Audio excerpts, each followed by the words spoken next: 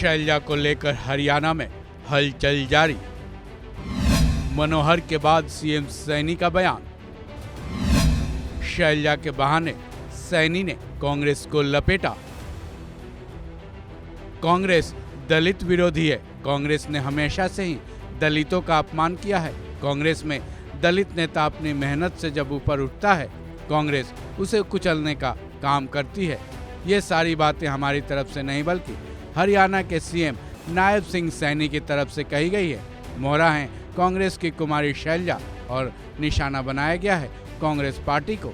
हर party दलितों का मसीहा बनती नजर आती है। इसी दलित कार्ड को हरियाणा में बीजेपी कांग्रेस के खिलाफ शायद खेल रही है।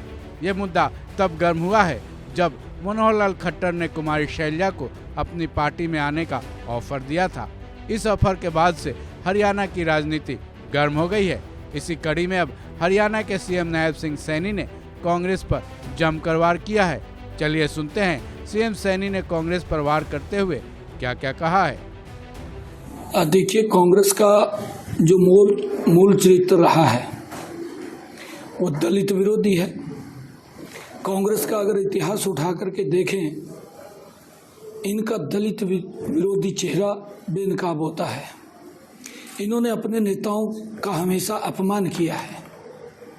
बाबा साहेब से लेकर के बाबू जगजीवन राम, सीताराम केसरी और हरियाणा में अशोक तंवर से के बाद अब कुमारी शैलजा को जो अपमानित करने का काम ये कांग्रेस पार्टी कर रही है। अब ये अपने दल की नेताओं को भी नहीं बख्शते। जो कांग्रेस के अंदर जो दलित नेता थोड़ा अपनी मेहनत से ऊपर उठता है, तो कांग्रेस का ये कैरेक्टर, ये चरित्र रहा है जो पूरे देश के सामने है कि उसने उसको नीचे कुचलने का काम किया है।